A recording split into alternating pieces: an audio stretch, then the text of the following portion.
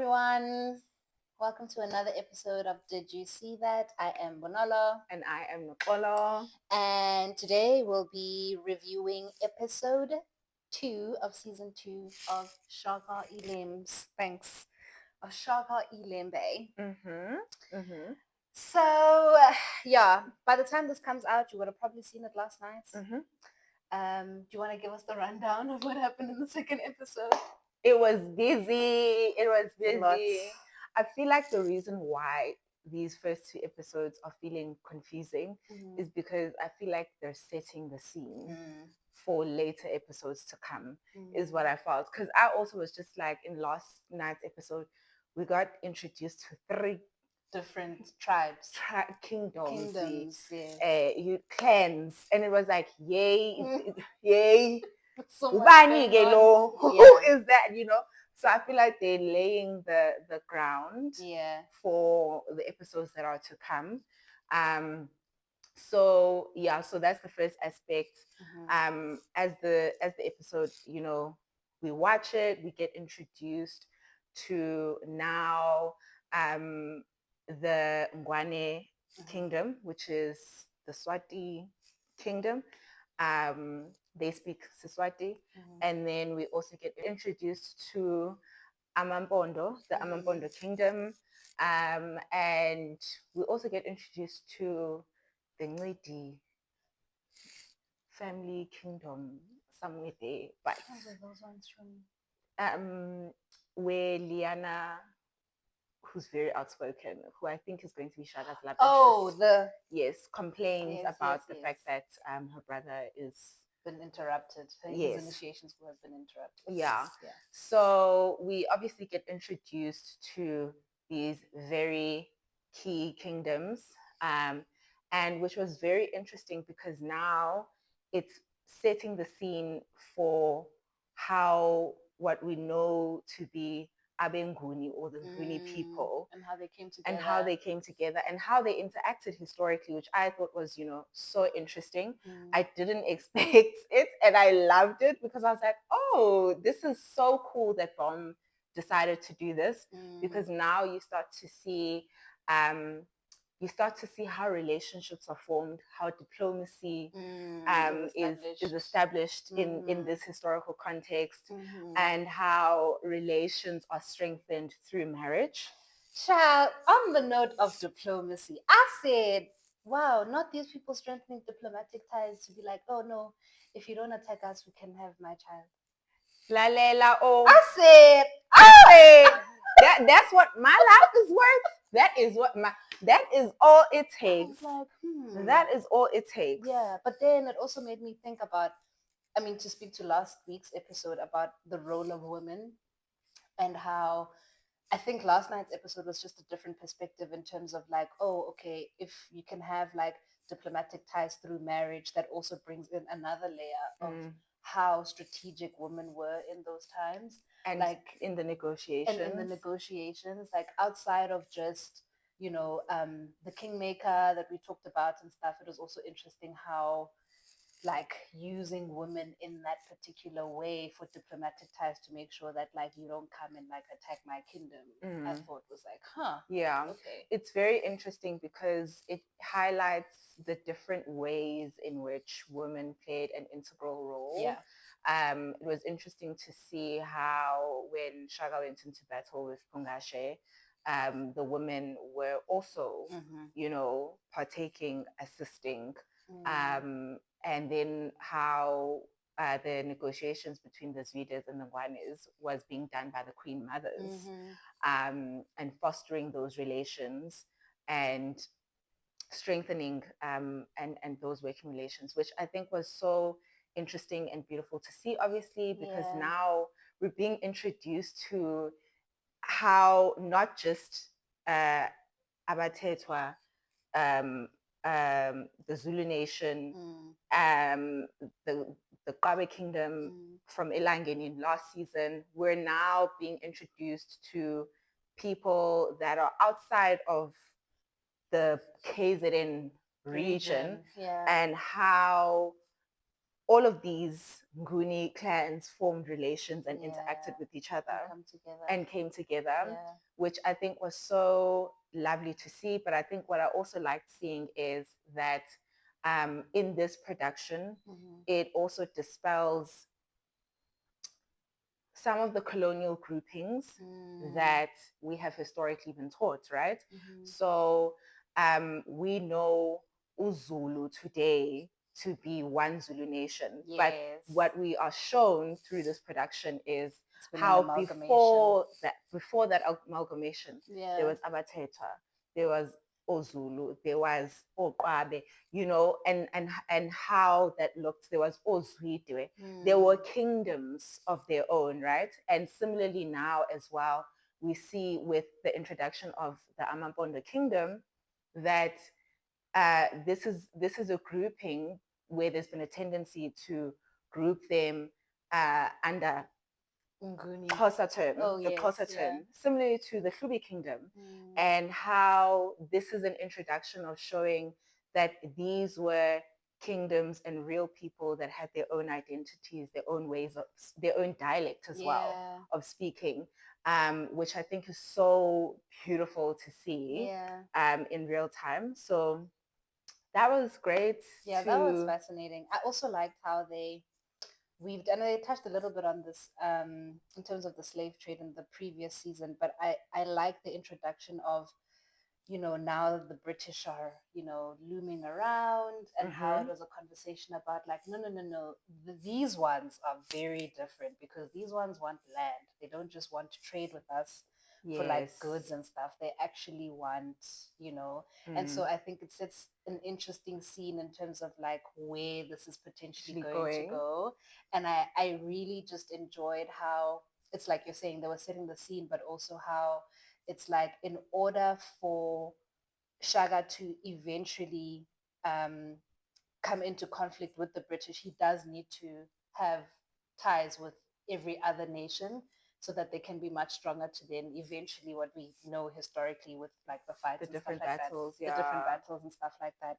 And so I really enjoyed the introduction of that, and like how they did a juxtaposition to say, no, when the Portuguese came, they came for something completely different, whereas now, like, this is something that we need to start. And that the colonizer is not homogenous. Exactly. what they want.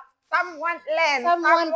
Some want people. Some want everything. Yeah. You know? Yeah. So that was really, really. And I also enjoyed how, because sometimes when we were taught about colonialism, it's almost as if they just caught us and it was like, and they just showed us a mirror, and then we were like, oh, okay, cool, you can take the land, right? But I'm enjoying how this is sort of putting a different spin and like a different narrative to it, to be like, no, there was actually strategy involved in terms of how we're going to protect this kingdom and stuff. And there's an introduction of it a little bit as well, in terms of the conflict that happens with Upungashe, and how historically we're always told about Shaka being the greatest warrior because of his different strategies and stuff. And I like how they sort of introduced that as well yesterday.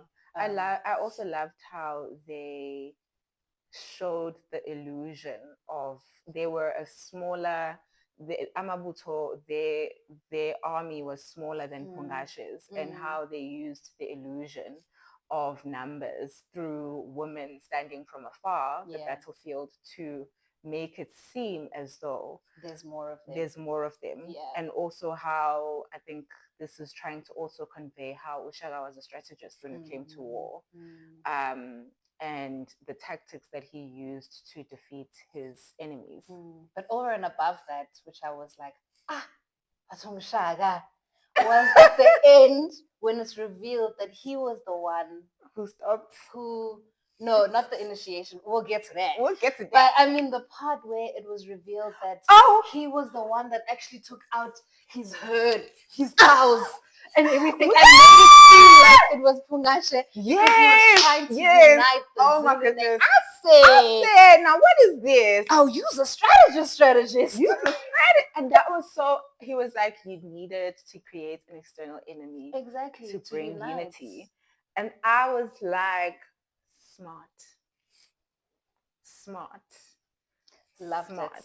But I think also what I loved, which I think Bomb keeps emphasizing in their writing and how the stories played out, is the relationship. Because whenever they speak, they say the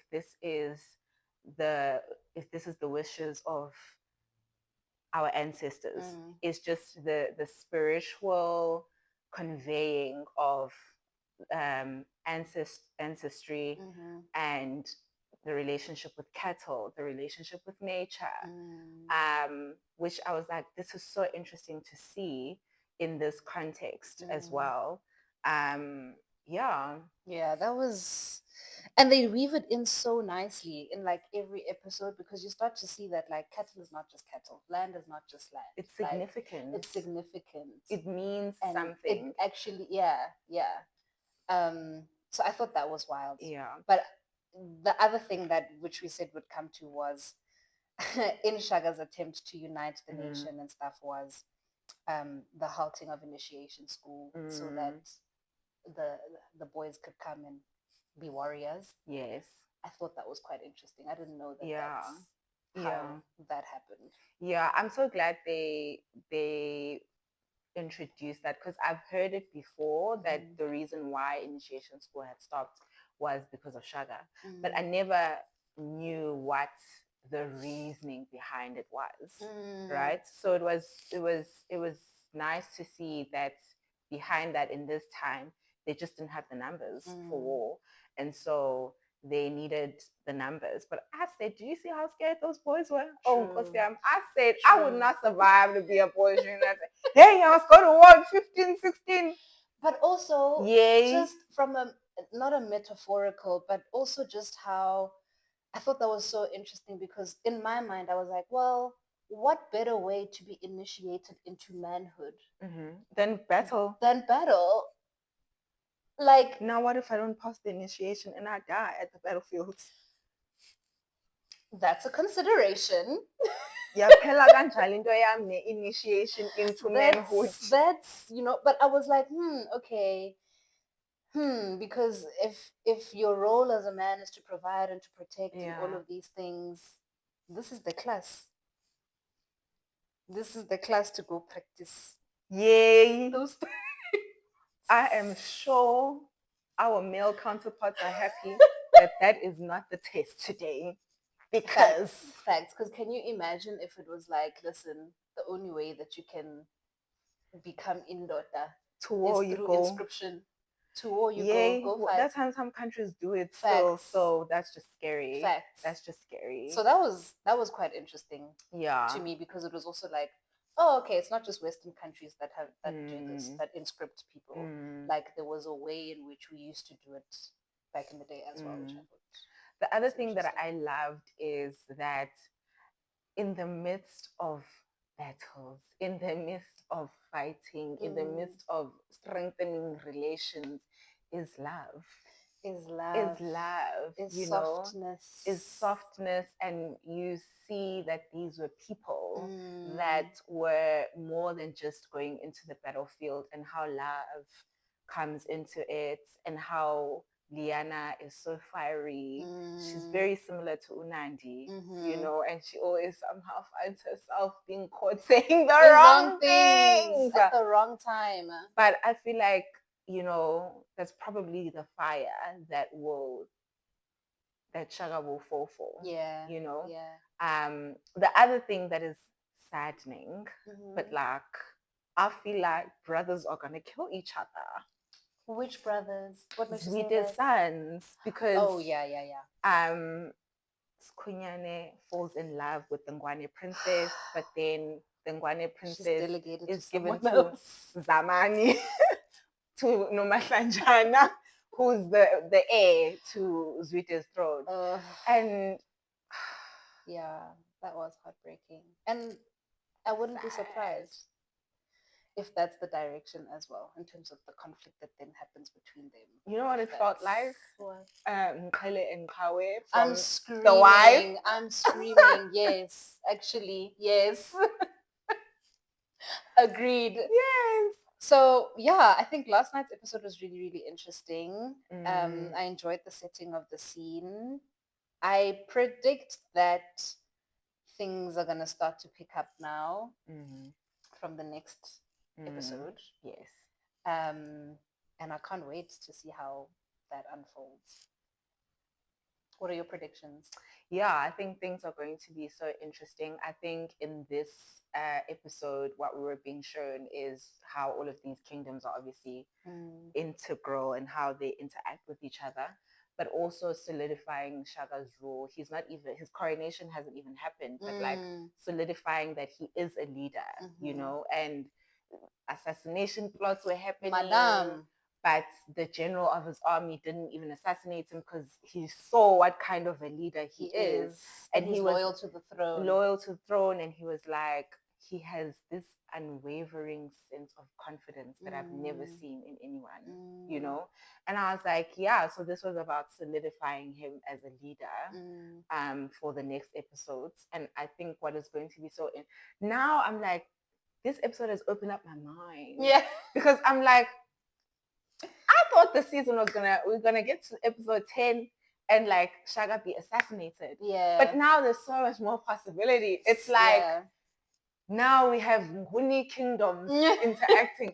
We're about to see colonialism. Listen. We are about to eat.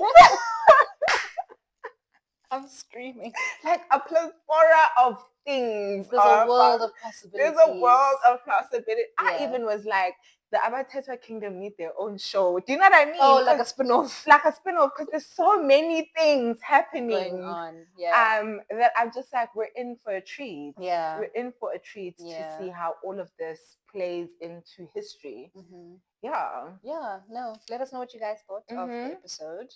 Let us know in the comments below what you thought. And if you haven't subscribed yet, please do subscribe to the channel. And yeah, catch us next week for the next review. Bye. Bye.